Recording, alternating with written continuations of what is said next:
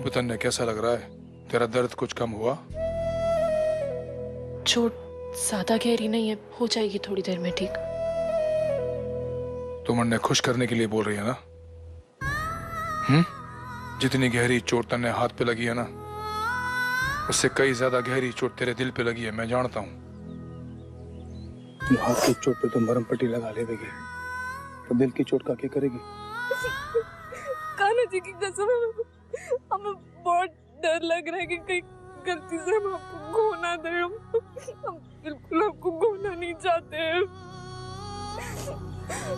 हम जानते हैं कि हमसे पहले आपके लिए साक्षी जी हैं, वो आपकी पत्नी है, वो आपका अधिकार है, वो आपका संसार है, पर हम अपने दिल को कैसे समझाएं, अपने मन को कैसे समझाएं, वो जो आपसे नाता तोड़ ही नहीं पा रहा, आपसे दूर ही नहीं हो पा रहे। हमें कुछ समझ में नहीं आ रहा। बावरी, मेरा भी हाल तेरे जैसा ही है। तेरी हालत देखकर मन भी बहुत दुख हो रहा है, और समझ में नहीं आ रहा कि साक्षी की हारने के बाद अब मैं क्या करूं। न तेरा दर्द देख पा रहा हूं, न उसका, न मैं उसे छोड़ सकता हूं, न तन्ने। तेरा और साक्षी का दर्द बांटने के लिए तो मैं हूं,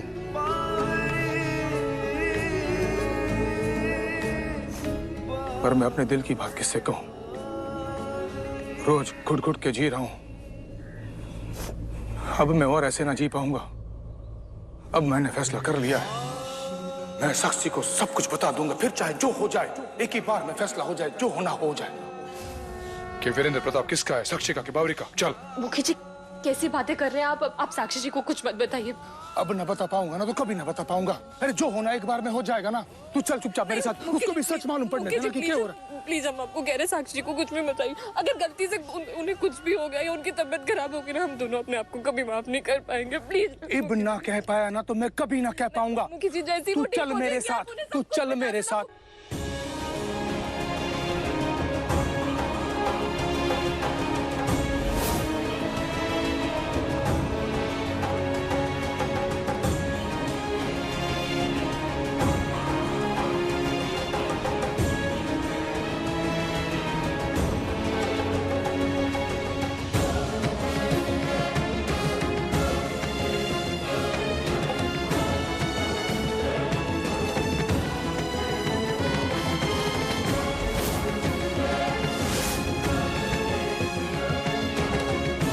आप यहाँ? डॉक्टर, बात क्या? मुखी जी, मैंने पहले ही कहा था ना कि इनकी हालत बहुत नाजुक है। कोई भी तनाव इनके लिए जानलेवा साबित हो सकता है। आज कुछ तो जरूर हुआ है जो इनके दिमाग में गहरा प्रेशर डाला है, जिसकी वजह से इनकी तबीयत ज्यादा बिगड़ गई है। अब आपको इनका पहले से ज्यादा ख्याल रखना होगा। मैंने इंजेक्शन दे दिया है, थोड़ी ही देर में इनको होश आ जाएगा। और कुछ दवाइयाँ लिख दी हैं जो आप इनको टाइम पे देते रहिएगा। और हाँ, इनको कोई भी टेंशन या तनाव मत दीजिएगा, नहीं तो कुछ भी हो सकता है।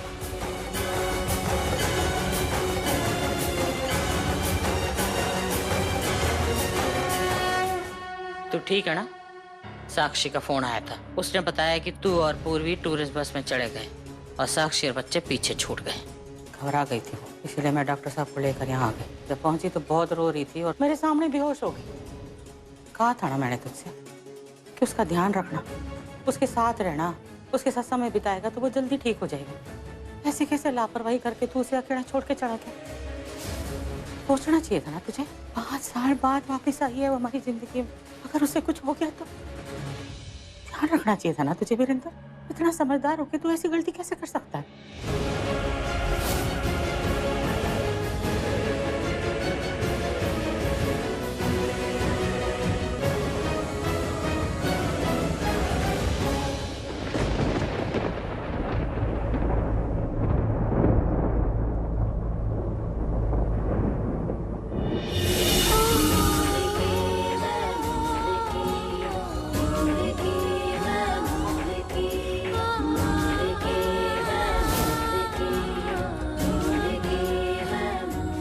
माँ, मुझे लग रहा है कि अब हमें घर चलना चाहिए।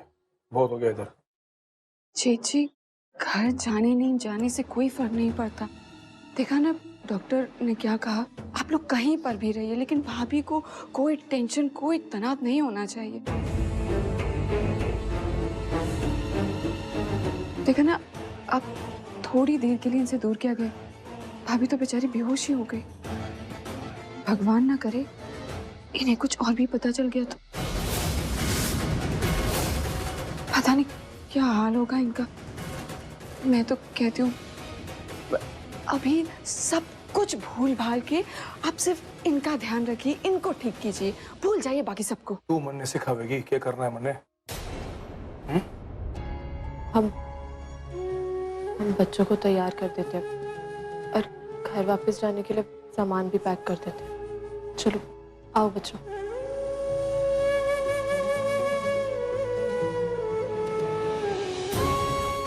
मैंने माफ कर देना बावरी, आज फिर हालातों ने मैंने मजबूर कर दिया है साक्षी को सच बताने को। भगवान करे जल्द से जल्द मैं सारा सच इसे बता सकूं ताकि साक्षी और पूर्वी की कश्मकश से बाहर निकल सकूं।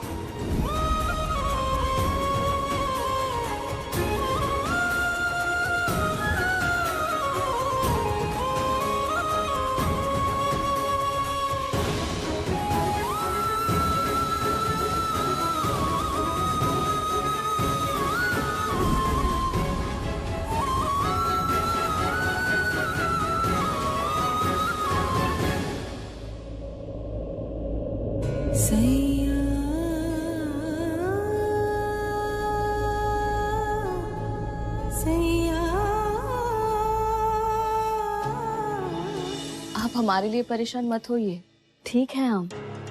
अब बच्चे कहाँ हैं? अब मुखियाइन जी, बच्चों को हमने कमरे में भेज दिए।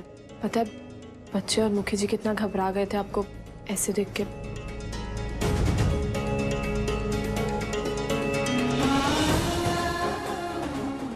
तो स्वाभाविक सी बात है कि घबराई गए होंगे, पहले भी तो ये हमें खो चुके हैं। आखिर मुखी जी और बच्चे हमसे इतना प्यार जो करते हैं।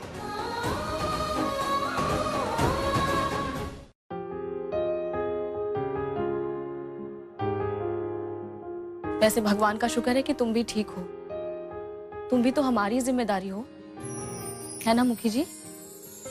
हाँ बिल्कुल। यह हवेली में रहने वाला हर इंसान इस परिवार का सदस्य है और हर सदस्य की सुरक्षा की जिम्मेदारी मेरी है।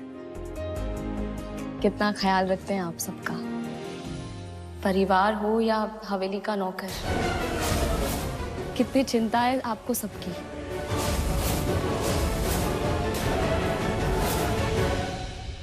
इसलिए हम सबको भी मुखी जी और उनके परिवार की उतनी चिंता रहती है। बस अब आप जल्दी से ठीक हो जाइए, मुखी जी और बच्चों के लिए ही सही। बावरी तू सच में कितनी भोली और भली है, अपना दर्द भूल के साक्षी के गांव भरने में लग गई।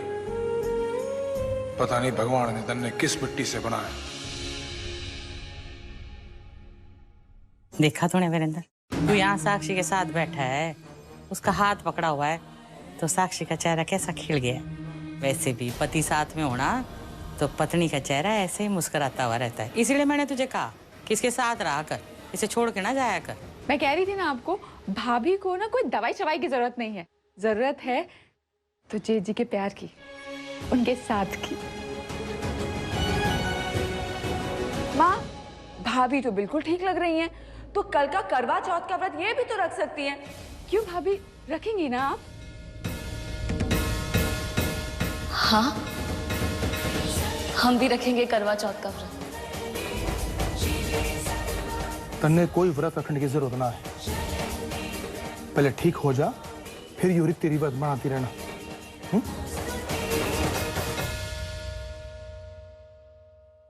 मुखी जी, करवा चौथ तो हर सुहागन का अधिकार है ना। अरे पर तेरी तबीयत ठीक नहीं है आपकी हर बात हमारे लिए पत्थर की लकीर है मुखी जी, लेकिन हमारा विश्वास कीजिए, हम ठीक हैं। और भगवान भी ना हर सुहागन को इस दिन के लिए उतनी ताकत तो दे ही देता है कि वो एक दिन अपने सुहाग की लंबी उम्र के लिए भूखी प्यासी रहकर व्रत रख सके। और फिर हम तो पिछले 5 सालों से इस दिन का इंतजार कर रहे थे, और आज जब हमें ये खुशी मिल रही है तो हमसे हमारी खुशी मत छीनिए मुखी जी। हम आपसे विनती करते हैं, हमें करवा चौथ का व्रत रखने दीजिए। आपको हमारी कसम। कसम ना दे। तन्ने इसी में खुशी मिलती है तो कर ले अपने मन की। अरे वाह, ये हुई ना बात। तो तय हुआ, कल मैं और आप साथ साथ व्रत रखेंगे अपने अपने पति की लंबी आयु के लिए। पूर्वी, तो करवा चौथ के व्रत की तैयारी ना तुम अच्छे से करवा देना। 5 साल बाद भाभी का ये पहला करवा चौथ का व्रत है, पहला करवा चौथ का व्रत, समझी ना? कोई कमी नहीं होनी चाहिए। वो हम बच्चों को देख के आते हैं। अरे कल तो बहुत मजा आएगा। दोनों जन साथ साथ व्रत रखेंगी, मैं उनके लिए और आप जी के लिए। चलो दोनों ऐसे हाथ में हाथ डालकर बैठे रहो, खुश रहो। हम लोग चलते हैं, वो कल की तैयारी करनी है ना करवा चौथ की।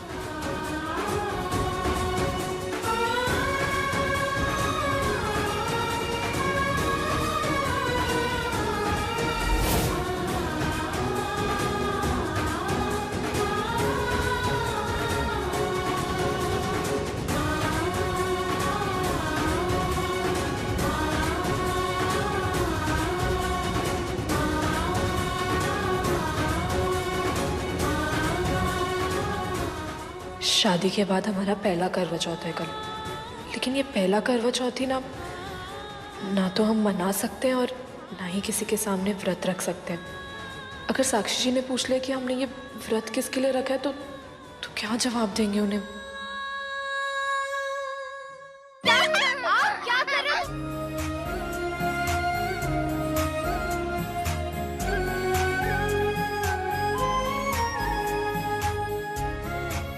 हर वक्त मस्ती मस्ती, कुछ और नहीं सोचता तुम लोगों को? अच्छा ये बताओ, तुम दोनों को कैसा लग रहा है यहाँ पे? बहुत मजा आ रहा है हाथी। यहाँ पे कितनी ग्रीनरी है और बीच भी है और पानी निकलेगा तो मजा ही कुछ और है। हाथी, ये मजा तो कुछ भी नहीं है, असली मजा तो कल आएगा। हाँ हाथी, कल तो करवा चौथ है ना, कर तो कितना टेस्टी खाना मिलेगा। खीर, पूरी, आलू की सब्जी और हलवा। मेरे तो अभी से मुंह में पानी आ रहा है। हाथी, आप भी बब्बर शेर के लिए व्रत रखोगे क्या? हाँ जी, रखो ना व्रत। हाँ रखेंगे ना, क्यों नहीं रखेंगे। हम भी बब्बर शेर की लंबी उम्र के लिए व्रत रखेंगे। लेकिन हाथी, हम चारों को तो एक सीक्रेट है ना, पर पापा माँ के सामने आपका व्रत कैसे तोड़ पाएंगे? हाँ, फिर तो बड़ी दिक्कत हो जाएगी। कैंडा और खरगोश, कोई भी दिक्कत नहीं होगी। अगर बब्बर शेर हमारा व्रत नहीं तोड़ेंगे तो हम बिना कुछ खाए पिए सो जाएंगे। वो भी एकदम भूखे? हाँ। तुम्हारे बब्बर शेर के होते हाथी कभी भूखा ना सोएगा।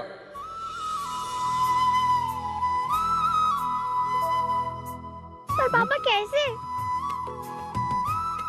तुम्हारे हाथी ने तुम दोनों को एक कहावत सिखाई है ना कि कोशिश करने वाले की कदे हार ना होया करे। तो आज तुम दोनों को मैं कहावत सुनाता हूँ, जहाँ चाह हुए वहाँ राह मिले। मतलब यो कि अगर इंसान अपने मन में एक बार ठान लेना तो वो नामुमकिन काम भी मुमकिन कर सके। समझ में आई तुमने?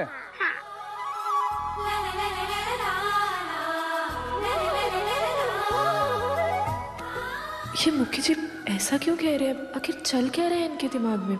अब की तन्ने शिकायत का मौका ना दूंगा बावरी। तेरा यो व्रत इस बार मैं ही तोड़ूंगा।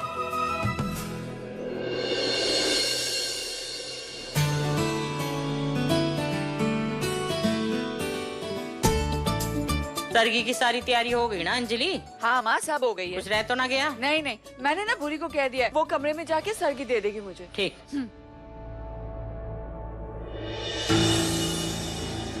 हे कान्हा जी, यहाँ तो सब उठ गए। अब हम इन सब की मौजूदगी में हमारी सरगी कैसे खाएंगे? तुम इतनी सुबह सुबह क्यों उठ गई? हमारा तो व्रत है इसलिए सरगी खाने उठे हैं। ये तो सुहागनों का त्योहार होता है ना। तुम तो शादीशुदा भी नहीं हो, तुम क्या कर रही हो यहाँ? मुखियाइन जी, वो क्या है ना कि ये चहल पहल देख के हमारी आंख खुल गई, तो हमने सोचा कि क्यों ना हम भी उठ ही जाते हैं और आप सब लोगों की मदद कर देते हैं हाथ बटाने में, तो इसीलिए। ठीक है, कर लेना काम। जी, हम आते हैं। रुको जरा, तुम हमसे झूठ क्यों बोल रही हो? झूठ? कौन से झूठ? हम समझे नहीं।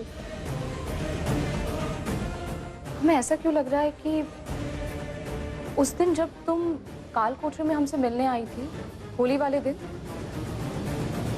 हमने हमारी मांग में लाल रंग भरा था और तुम्हारी भी।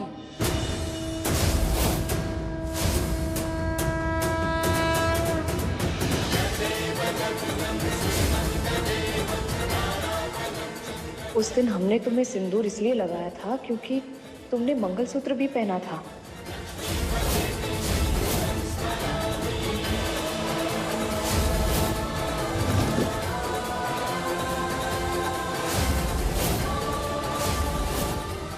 और हमें ऐसा लग रहा है कि वो वही मंगलसूत्र था जो हमें मुखी जी के कमरे की दराज में मिला था। पर जूही ने तो हमसे ऐसा कहा कि वो मंगलसूत्र अंजलि का है। ऐसा क्यों? वो मुखियाइन जी, वो जूही ने सच ही कहा। उस दिन भी जूही ने आपको बताया था ना कि अंजलि भाभी के जो पुराने जेवर और जो पुराने कपड़े होते हैं वो अंजलि भाभी हमें दे देती हैं ताकि हम पहन सके। तो उस दिन होली थी, त्योहार था, तो उन्होंने अपना मंगलसूत्र भी हमें दे दिया था ताकि हम पहन सके। और शायद इसलिए आपने हमें शादीशुदा समझ लिया वो मंगलसूत्र को देख के। फिर आप खुशी खुशी हमारी मांग में रंग लगा रही थी तो फिर हमने भी लगवा लिया। आपको खुश देख के हम रोक नहीं पाए अपने आप को। वैसे तो हम शादीशुदा नहीं है, वो बस आप खुश थे तो। तुम भी ना बिल्कुल बच्ची हो, तुमने तो हमें उलझन में ही डाल दिया था। अब अच्छा, आप एक हमारा काम करोगी? जी बोलिए। हम ना कमरे में जाते हैं, तुम हमारी सरगी वहीं ले आना, ठीक है? जी आप जाइए, आप तैयार हो जाइए, हम सरगी रख देंगे उधर, हम बाकी काम संभाल लेते हैं।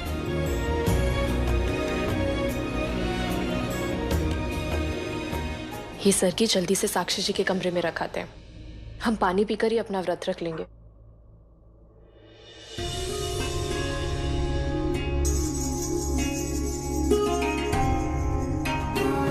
बावरी, अगर तू मेरे लिए व्रत रखेगी तो मैं ना रखूंगा तेरे लिए व्रत। नहीं मुखी जी, इतने सालों बाद साक्षी जी आपके लिए व्रत रख रही है, आप उनके लिए व्रत रखिए, हमारे लिए नहीं, उन्हें भी अच्छा लगेगा। जो तेरा भी तो पहला करवा चौथ है ना। अगर यो व्रत साक्षी के लिए खास है तो तू भी तो पहली बार व्रत रख रही है, तेरे लिए खास ना है के? नहीं मुखी जी, हमसे ज्यादा जरूरी साक्षी जी है हम सबके लिए। और वैसे भी देखिए ना, हमारे करवा चौथ की शुरुआत भी कैसी सी हुई है। पता नहीं ये व्रत सफल भी होगा या नहीं। सब उठ गए, अब सरगी भी नहीं खा सकते, तो रहने दीजिए। तू चिंता ना कर, तेरा यो व्रत सफल भी होगा और हम इसे बड़े यादगार ढंग से मनाएंगे। रही बात सरगी की, तू देखती जा, तू मेरे हाथों तो सरगी भी खाएगी और अपना व्रत भी तोड़ेगी। बैठ। ये पूर्वी कहाँ रह गई? अभी तक नहीं आई सरगी लेकर। लगता है काम में फंस गई होगी। हम खुद ही ले आते हैं सरगी। हो गई तैयारी? अब जी हाँ, सारी वो कहना कि काम में लग गए थे। हम बस आपके कमरे में ही लेके आ रहे थे मुखियाइन जी ये सरगी। कोई बात नहीं, हम तो तैयार हो गए, इसलिए सोचा हम ही जाकर लेकर आते हैं। वैसे तुमने मुखी जी को देखा कहीं?